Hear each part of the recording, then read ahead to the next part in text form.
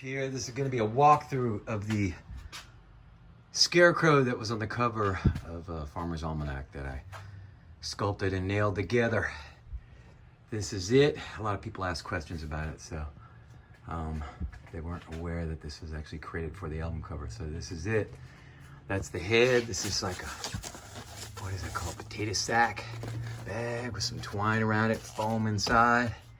That's the head. Shoulders come out to here. It's all got to be assembled. I kind of strapped the arms and the branches on right here. Goes up like that and comes down here. All these pieces of wood are stuff that washed up on the banks of the Mississippi River between 2016 and 18 that I'd collected while living out there. And this is all them put together. This is kind of torso section, heart, shoulder, go down, getting into the abdominal area, and all dips down. Sort of intestines swirling around there. Then it goes into the lower half like the hips.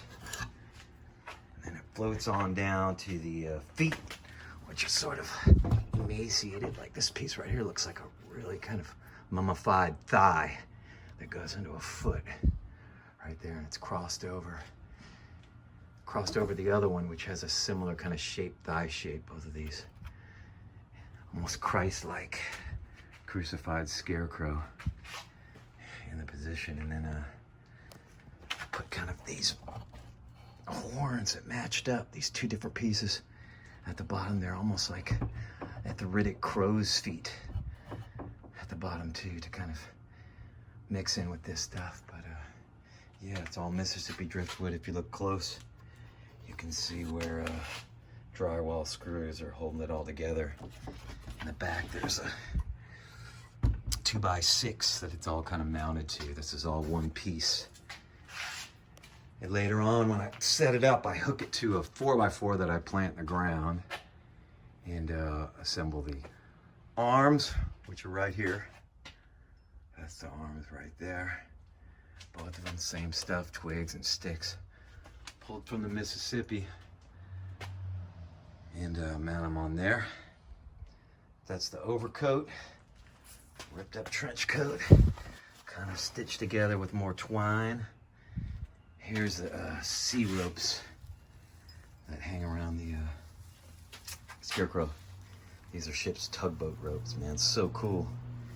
They just wash up all the time. Like I had more of these stashed somewheres, but these were the most interesting because they were multicolored and just all nasty ropes, but so cool looking. It really all came together pretty easily.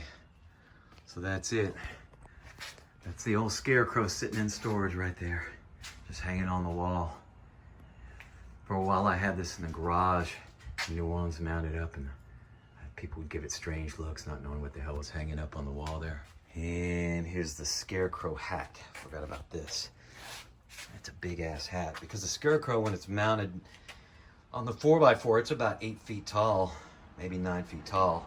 And a regular sized cowboy hat or flop hat or whatever, farmer hat, did not, it looked disproportionately small. So I had this one custom made by a woman on Etsy who did it. It's just foam and stuff like that.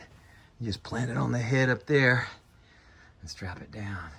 It's an ordeal. It took about 30 minutes to set this thing up and get it going, but there's another look at the feet. That's it. The old Farmer's Almanac Scarecrow. Crucified Scarecrow. I gotta find a place to put it. Mount it up somewhere outside that doesn't freak people out, you know. The old crucified Scarecrow. It's referenced in one of my songs, House of the Dying Sun. So I've always been obsessed with scarecrows and their kind of underlying meaning. It's kind of like a rural Don Quixote of sorts. There he is. Cheers.